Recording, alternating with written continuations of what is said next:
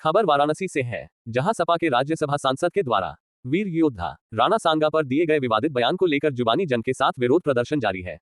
इसी कड़ी में क्षत्रिय समाज के द्वारा लगातार विरोध दर्ज किया जा रहा है। बताते चले कि सपा के राज्यसभा सांसद रामजी लाल सुमन अनुसूचित जाति से आते हैं। अब राजनीतिक गलियारों में वोट का सीधा लाभ लेने के लिए जाति का कार्ड खेलकर अपने पक्ष में बहुतायत वोट के समीकरण का चक्रव्यूह तैयार विवादित बयान देकर करने का प्रयास कर रहे हैं। इन्हीं विरोध प्रदर्शन और वोट के ध्रुवीकरण के बीच श्री राष्ट्रीय राजपूत करणी सेना के जिलाध्यक्ष वाराणसी आलोक सिंह ने बताया कि भारतीय शासक अपने धर्म, संस्कृति और जनता को विदेशी आक्रमणकारियों से बचाने के लिए लड़ाई लड़े। राणा सांगा की पत्नी व बहू मीरा संत रविदास की भक्त थी। इसके साथ ही आज भी चित्तौड़गढ़ किले में संत रविदास की निशानियां मिल जाएंगी। आज की राजनीति में जाति को लेकर निशाना साधना कितना सही है और बयानों को बेस बनाकर सत्ता हासिल करने की चाह रखने वाले नेता अपने जाति को बरगलाकर वोट प्राप्त करना चाहते हैं, जिसका श्री राष्ट्रीय राजपूत करणी सेना विरोध कर रही है। जी, पहले अपना परिचय दे दीजिएगा। मैं आलोक कुमार सिंह, श्री राष्ट्रीय राजपूत करणी सेना जिला अध्यक्ष वाराणसी। जिस तरीके से जो राजनीति हो रही है, जो किसी वीर पुरुष के अगेंस्ट में बयानबाजी आ रही है और लगातार करणी सेना विरोध कर रही है, क्या कहेंगे इसको लेकर? क्या ये पीडीए जो है पिछड़ा दलित अल्पसंख्यक की अगर बातें की जा रही हैं तो इसको लेकर क्या कहेंगे आप? देखिए, ये तो गंदी राजनीति का मतलब एक मुद्दा वो लोग उछाल रहे हैं। ऐसी कोई बात नहीं है। हमारे समाज में महापुरुष जितने भी थे, हम लोग राष्ट्रीय धरोहर वो आज भी हैं। जहाँ तक जाति की बात है, आप रैदास जी के बारे में जानते होंगे। रैदास जी यही बनारस के ही जन्मस्थल उनका है और रैदास जी की सबसे बड़ी भक्त थी मीराबाई। मीराबाई जो कि महाराणा संग्राम जी के पुत्र भोजराज, उन्हीं की बहू, भोजराज की पत्नी थी और महाराणा संग्राम की बहू। महाराणा संग्राम की पत्नी थी रानी झाली। उन्होंने खुद अपने पुत्र के वैवाहिक कार्यक्रम के लिए आकर यहाँ पे निमंत्रण दी और उनको सादर आमंत्रित किया गया। रैदास जी यहाँ से गए उस कार्यक्रम में और मतलब उनका सादर आमंत्रण मतलब एकदम आज भी उनका चरण पादुका वहाँ पे है किले में। चित्तौड़गढ़ किले में आप जाइए, वहाँ देखिए, आज भी उनका जो चरण पादुका है और सम्मान के साथ उनकी वहाँ पे माला होती है, पूजा की जाती है, माल्यार्पण किया जाता है, रोली से उनकी जो पूरा लेप लगाया जाता है। ये एक जो भी गंदी राजनीति कर रहे हैं जातिगत, उनको जाकर वहाँ देखना चाहिए कि ये सच्चाई है कि नहीं है। दूसरी चीज़, यही सिकंदर जो यहाँ पे सिकंदर, उनको आमंत्रण दिया था, लेकिन रैदास जी उस आमंत्रण को ठुकरा दिए थे। लेकिन हमारे समाज के ही महापुरुषों के आमंत्रण में रैदास जी गए थे। क्या रैदास जी जातिगत अगर देखा जाए तो किस समाज से आते हैं? महाराणा संग्राम किस जाति से आते हैं?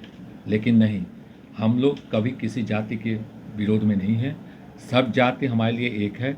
लेकिन राजनीति आज भारत की दुर्भाग्य है कि ऐसे राजनीति गंदी हो गई है कि जातिगत उसको जो है मुद्दा दिया जाता है। चित्तौड़गढ़ किले में भी उनके चरण पादुका है। इसके साथ साथ देखा जाए कि जो जिक्र मिलता है कि इसमें इनको बाकायदा डोली में बुलाया गया था जी। और तो ये देखा जाए तो सबसे बड़ी एक भक्त भी रही है जो है मीरा जो है, तो क्या एक संदेश जाता है समाज में? ये देखिए, हमारे पास इतिहासनामा है, इसमें आपको कई चीज़ें मिल जाएंगी। उस समय के चित्तौड़गढ़ जब रैदास जी गए थे और किसने बुलाया, क्यों बुलाया, ये जो आपने प्रश्न किया है उस प्रश्न का इसमें सारा निचोड़ है।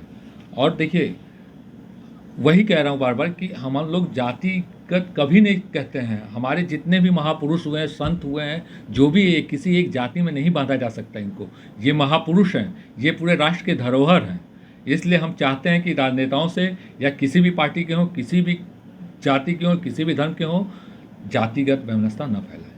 समाज की लड़ाई लड़े थे कि वो राणा सांगा जिस तरीके से सांसद जो है बयान देते हैं कि वो कितना निंदनीय मानते हैं बयान? ये निंदनीय नहीं, ये एक तरह से अपराध हम लोग मानते हैं। इस तरह की चीज़ें नहीं होनी चाहिए। आने वाले किसी भी पार्टी का, कोई भी पार्टी का, किसी भी समाज का, जाति का हो, लेकिन किसी भी जाति पे हर व्यक्ति को अपने जाति पे, धर्म पे गर्व करना चाहिए। दूसरे जाति धर्म पे कभी भी उंगली नहीं उठाना चाहिए, न टिप्पणी करना चाहिए, न अभद्र भाषा का प्रयोग करना चाहिए। और मैं एक करणी सेना के संगठन में होने के नाते संवैधानिक पद पे राष्ट्रीय अध्यक्ष सुखदेव दादा हम लोग को जितना समाज के लिए किए, प्रदेश अध्यक्ष जी आदरणीय राकेश सिंह रघुवंशी आज लड़ाई लड़ रहे हैं। हम लोग चाहते हैं कि कभी भी किसी भी जाति के साथ कोई भेदभाव ना हो। किसी के साथ अगर अन्याय हो रहा है तो करणी सेना उसके साथ खड़ी रहेगी। एक बात और आपको जानकारी दे दें कि जो संसद में या अन्य जगह जो बता रहे हैं लोग कि हमारे महापुरुष जो है गद्दार थे, उनके लिए एक चीज़ ये जो रैदास जी गए थे चित्तौड़गढ़, जब रानी झाली जो है बुलाई थी, ये खानवा के पहले का इतिहास है। आप उनको कहिए एक बार इसको पढ़ें और समझें, देखें।